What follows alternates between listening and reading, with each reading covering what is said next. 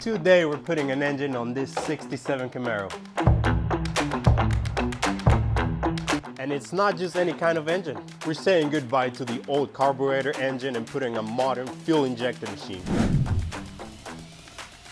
But before that, if you're new here, my name is Anayo, and make sure to click that subscribe button so you can follow me on this project. On the previous video, we painted the subframe, and we also did a good amount of work on the firewall to get it looking nice and clean with fresh paint. So before I show you what engine we got, let's put the subframe back in the car so we can put the engine in. But one thing that I am gonna show you is this little packages that we got on the mail. So we got this, which is basically just to mount all the engine. We got the mounts for that. Here's the mounts right here.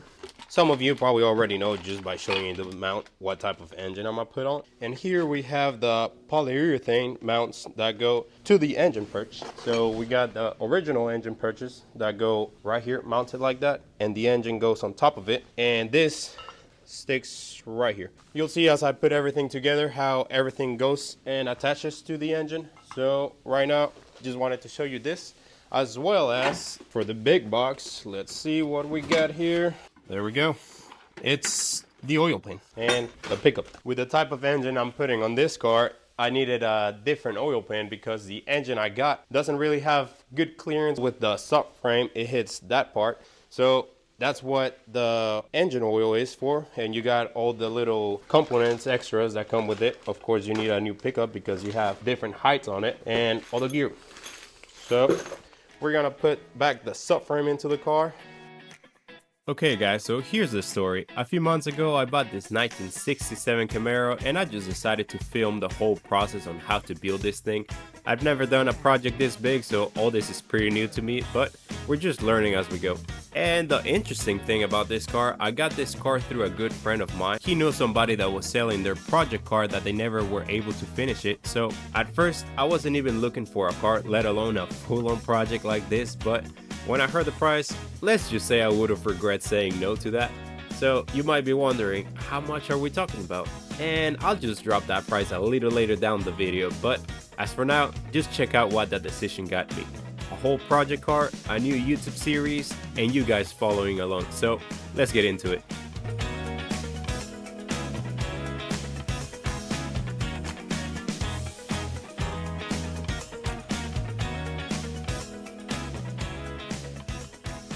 Okay guys, so we're one step closer. So right now, I just forgot to put the mounts for the subframe right here. There's a space and I was a little confused. I was like, I don't remember it being metal to metal.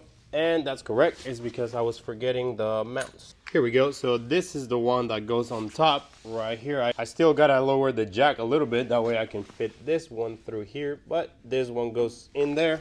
And then through the bottom it meets with this one, and of course you put the bolt through, and just like that. So you have one on this side, on that side, and of course on the back you have the mounts over there. Okay, I won't make you wait too long. So how much did I pay for this 1967 Camaro? I paid a grand total of $6,000, which I know a lot of people might think that's a lot of money. And honestly, I thought the same thing at first, but I did a little bit of research and that's when things got interesting. So this car already had a few upgrades whenever I got it. Had new wheels, new tires, new brakes, and the body itself, it's in really good shape. If I wanted to buy this car online, it would cost me almost $10,000, and that's without wheels, no brakes, nothing, just a piece of metal, which it's a lot of money. So that was already a very good deal.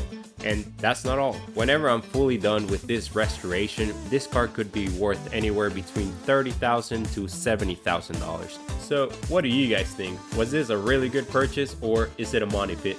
Just let me know down in the comments. Okay guys, so the subframe is finally on. However, I haven't fully tightened the bolts that attach to the body because we need to fully square the whole thing. And for that, we gotta do a few things. I've done a little bit of research online, and you gotta take some measurements from somewhere in the body that's fully an equal point and then bring them all the way to the tires. So we're gonna put all this back on, put the front tires and get some measurements. That way all this is perfectly aligned. As for the upgrades I was talking about earlier, one of the upgrades this car had whenever I bought it was this suspension. Cars back in the day had a very simple suspension system which made them very uncomfortable and honestly very stiff. So nowadays it's really common for project cars like this to have upgraded suspensions just to have a better handling and to be very comfortable. So don't get me wrong, I still gotta do a little bit of maintenance on this suspension, but as for now my main focus is just to get everything together. That way the car has support for the engine, and then I'll worry about that later. But as you can see, maybe I was being a little stubborn here trying to get everything in one piece. Maybe one day I'll think twice before spending so much time on it.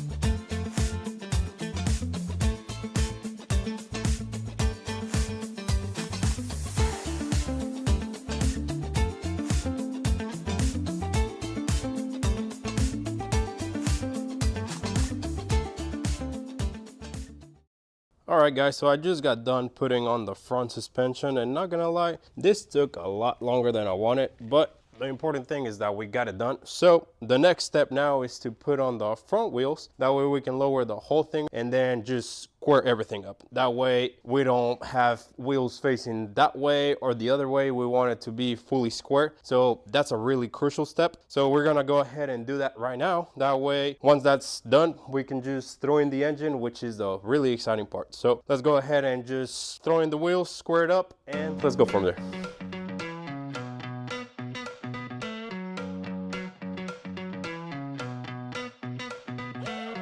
My favorite thing this car has is disc brakes, because back in the day disc cars had drum brakes, and while they do work, they're not the best thing whenever you're trying to put a powerful engine because they can overheat and eventually fail. So imagine driving around and trying to brake and your brakes are not working. That is a little dangerous and it's no bueno. So I'm really happy to have disc brakes because not only they look cool, but it's the safest option. And I know everything looks a little dusty right now and maybe a little rusted at the same time, but we'll be taking care of that later down the line.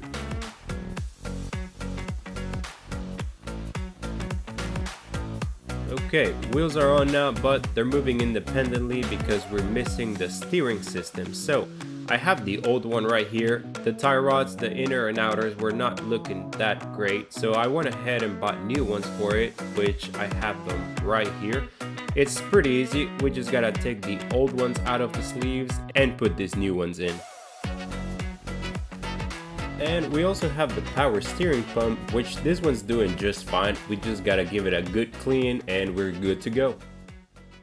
Alright guys, now everything is clean and assembled. I already put the tie rods together so that we can put it back on the car. And the power steering right here, it's such a big difference. The thing was very filthy and it took quite a bit to get all the creases and everything. That way it looked good because it was full of grease, oil, and who knows what. That thing was just extremely filthy. So now we're gonna go ahead and put the power steering. It goes all aligned here. That way we can put the steering rack that goes through here and align everything up. So let's go ahead and do that. I'm really thankful that we got a power steering on this car because I know some Camaros came with the manual steering. For those that don't know, manual steering is basically just pure raw muscle. So if you're just driving at low speeds, you just gotta yank and just work really hard to move that steering wheel. So power steering is the way to go. It makes such a big difference because power steering systems are hydraulic, meaning that it has oil in there, so it makes it more comfortable and easier just to move the steering wheel around. That way, whenever you're driving around town, you don't gotta fight the wheel just to move it a little bit. So this thing, very thankful for that. Now let's just go ahead and put it back on the car and align everything up from here. You can probably tell by now, classic cars had all the looks, but not the best technology out there.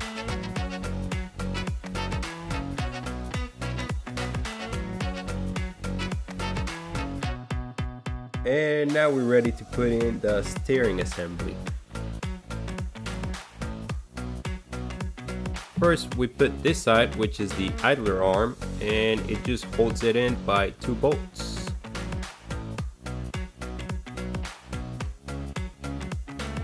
Then we move to the outer tie rods, which are the ones responsible for your car to have the right alignment. In other words, when adjusted, they help your car go in a straight line.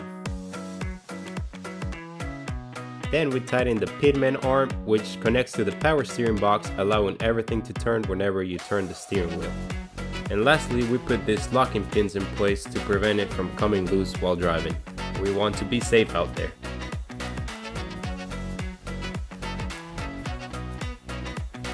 And that's one more piece to the puzzle.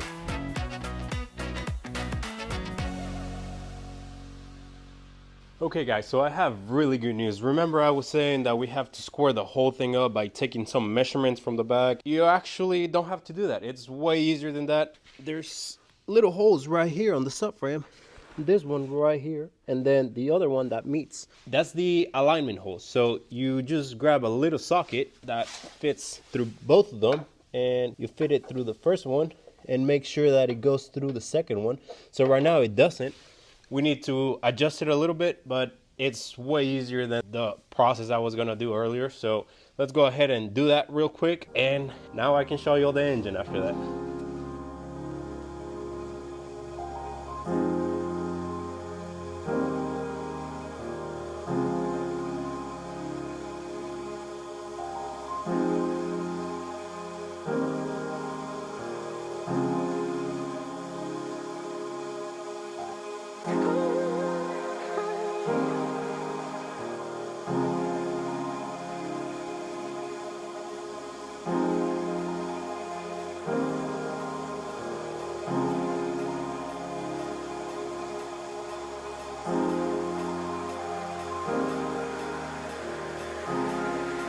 And just like that, the car is ready for an engine. So the moment you guys have been waiting for, let me show you guys what engine we got for this car. And here it is. We got an LS2 engine.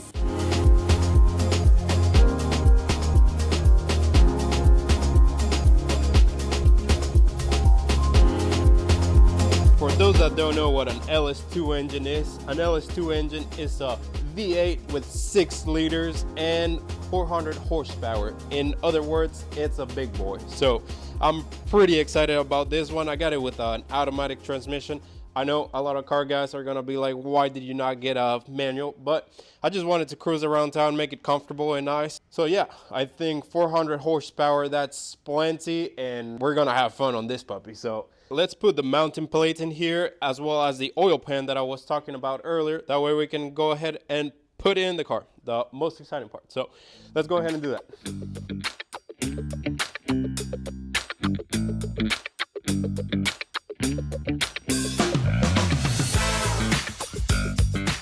We're one step closer, guys. First, we put this slate on the engine block, but the air compressor's on the way, so we'll have to take it out. Just take out these 4 bolts, and then we're good. We'll have to figure out a different route for this air compressor. I like to add a little bit of Loctite to the thread of each bolt just to secure the bolt in place and make sure the vibration doesn't make it loose.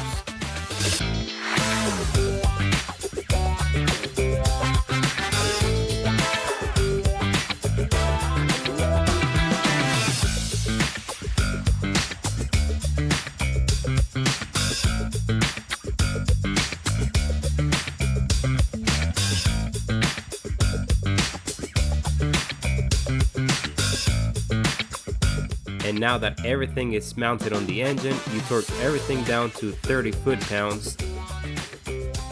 You just wait for the click, and that's it. You know it's tight to the right amount.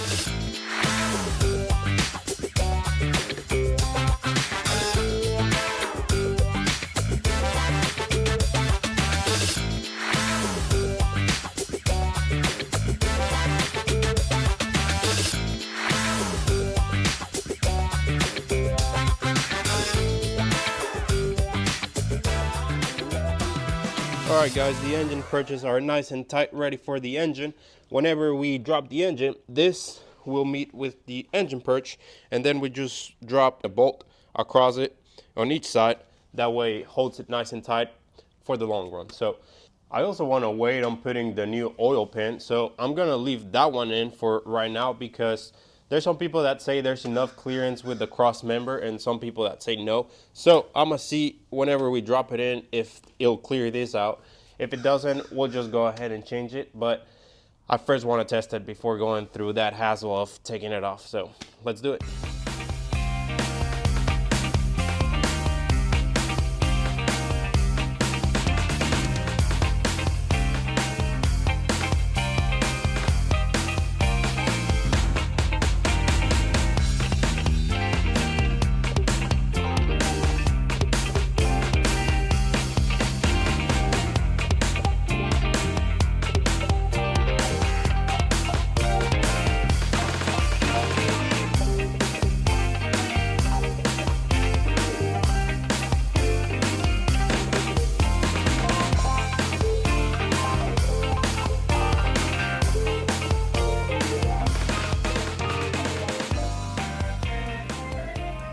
Unfortunately, guys, after all that work, the oil pan does not have enough clearance, so we have to take the engine out again. It did clear the cross member right there. You can see how it has enough clearance, but it did not clear the center link for the steering system. Right there, you can see how the oil pan is laying right on top of it. So gotta take it out, gotta put the new oil pan and just go for try two. So let's go ahead and do that, and hopefully the new one should be good. So let's do it.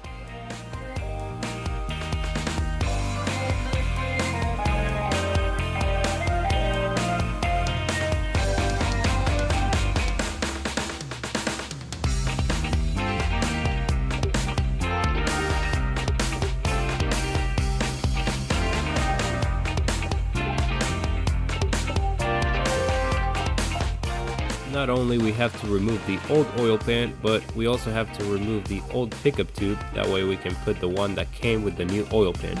The pickup tube is the one that's responsible to take the oil from the oil pan up to the engine. That way it's this lubricated.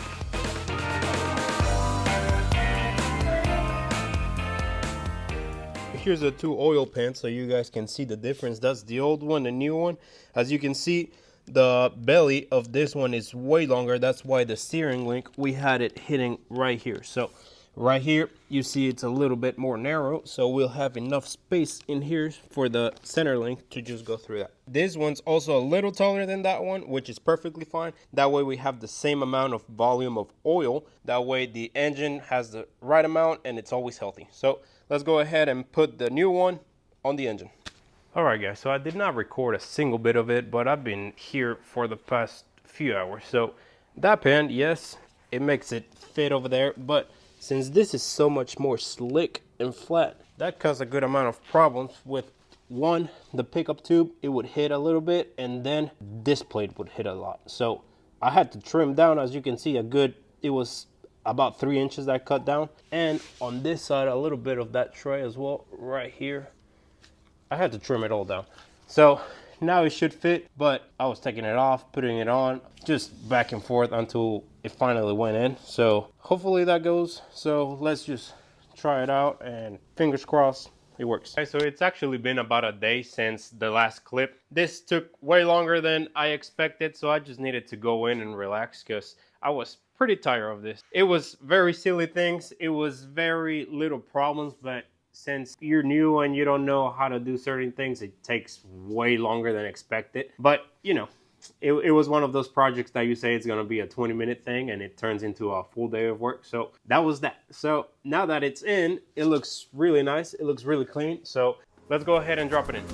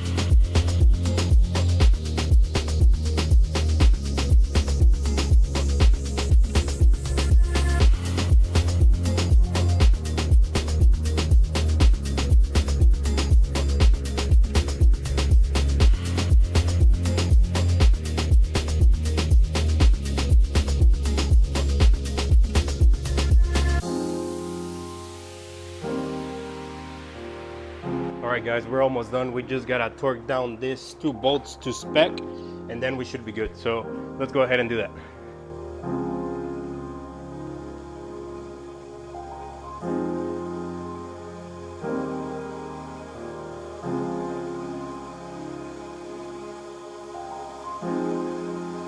And just like that, it was long. We had to overcome a few obstacles, but it was definitely worth it.